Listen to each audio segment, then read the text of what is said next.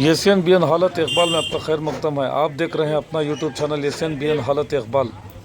26 तारीख बरोज़ जुमेरात 2025 कोलार शहर में ताल्लुक़ ऑफिस के पास एसडीपीआई पार्टी की जानिब से धरना किया गया। इसकी वजह यह है कि हमारे श्रीरंगा पटना के एमएलए रमेश बंडी मुसलमानों के खिलाफ जहर उगला है।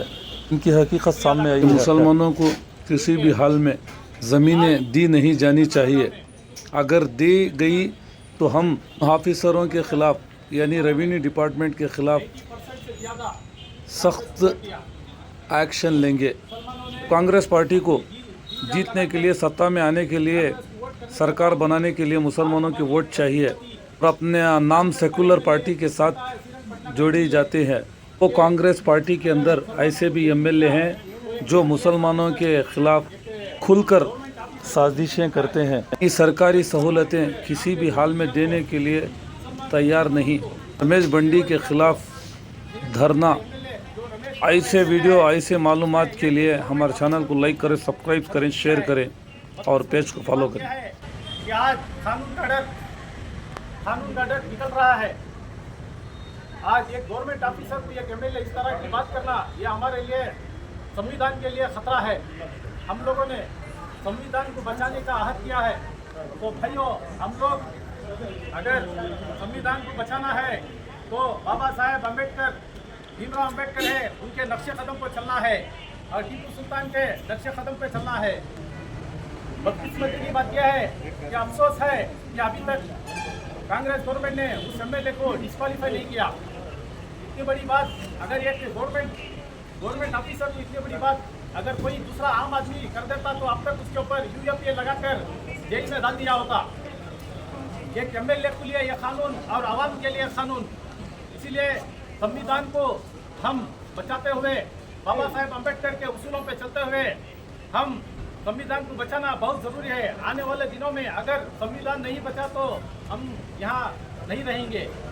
बाबा साहेब अम्बेडकर ने जो हमें संविधान दिया है, उस संविधान को हम पर अमल करते हुए आने वाले दिनों में हम जो भी कानूनी कार्रवाई है करते हुए इस एमएलए को, जो श्रीरंगपट्टी का एमएलए है, उसे डिस्क्वालीफाई करना है। जब तक उसे डिस्क्वालीफाई नहीं करेंगे हम हमारी जो एहतजाज है, कानूनी जो लड़ाई है, हम लड़ते रहेंगे। इसी बात को मैं बताते हुए मेरी बात को खत्म करता हूँ। जय भीम, जय भीम। अस्सलाम वालेकुम वरहमतुल्लाहि वबरकातुहू। साहब मेरा एक सवाल आपसे है। आज का दिन जो है प्रोटेस्ट हमारी एसडीपीआई पार्टी की तरफ से किस लिए करें, क्या वजह आपके, क्या कितना प्रमुख इशू है? इसकी वजह यह है कि यहाँ पर एसडीपीआई तंजीम की पार्टी के जो भी लीडरान या नौजवान जमा हुए हैं कि अभी करीब में इसी रियासत कर्नाटक का एक इलाका मंडिया, वहाँ के कांग्रेस एमएलए रमेश बंडी सिद्धेगौड़ा, ये नाम का एक शख्स जो अपनी गंदी सोच और अपनी गंदे अखलाक का मुजाहरा करते हुए उसने मुसलमानों के ख़िलाफ़ एक जहर उगला जो क़ानून के भी ख़िलाफ़ है, दस्तूर के भी ख़िलाफ़ है।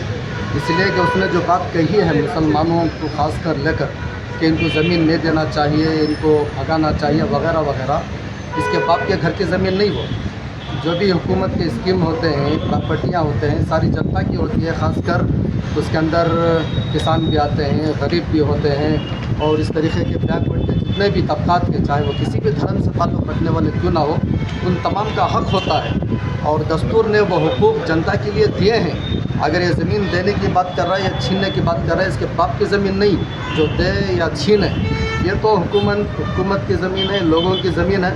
तो ये कि ख़ास तबक़े को निशाना बनाकर, ख़ासकर मुसलमानों को निशाना बनाकर उनको उनके हुकूक से महरूम करना, ये इससे बहुत हम शर्मिंदा हैं, बहुत गुस्से का इज़हार करते हैं। एसडीपीआई के जितने लीडरान हैं और जितने मेंबरान हैं, तमाम मौजूदा स्टेट गवर्नमेंट से पुरज़ोर अपील करते हैं और गुस्से का मुजाहरा करते हैं कि ऐसी सोच, गंदी सोच रखने वालों को अपने पार्टी में जगह दिया और वो पार्टी जो इक़्तिदार में आई, ख़ासकर जितने निचले तबक़ात हैं उसमें से ख़ास तौर पर मुसलमान इनकी वोट, इनकी मेहनत, जद्दोजहद की बुनियाद पर आज वो बरसर इक़्तिदार में आए, लेकिन वक्तन फ़वक्तन हर आए दिन मुसलमानों के ख़िलाफ़, इस्लाम धर्म के ख़िलाफ़, मसाजिद के ख़िलाफ़ प्लान बनाते हैं और तौहीन आमेज़ अल्फाज कहते हैं या मारते हैं या इस तरीक़े के ये क्राइम अंजाम देते हैं। लेकिन मौजूदा गवर्नमेंट से हम शिकायत है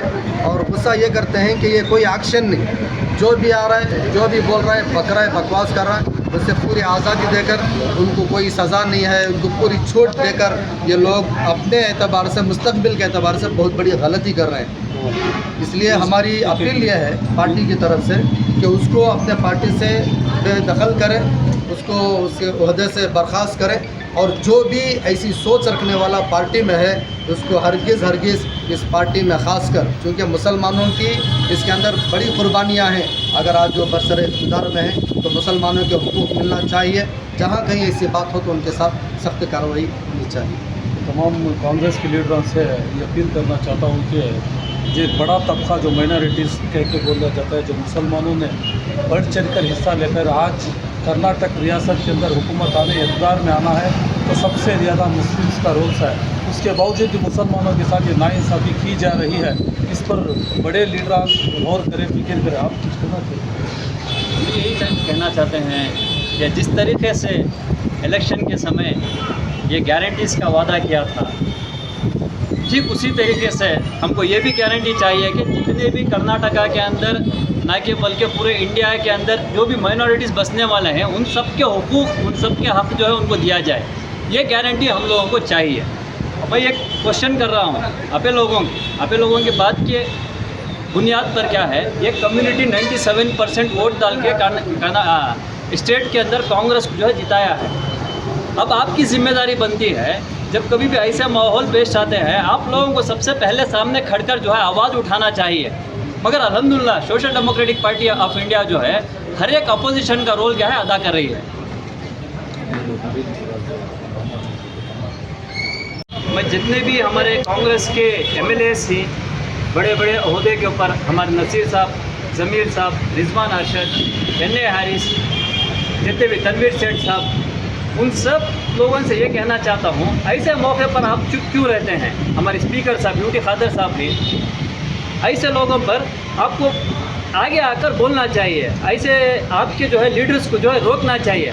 हमारी तरफ से क्या है आपको एक गुजारिश है।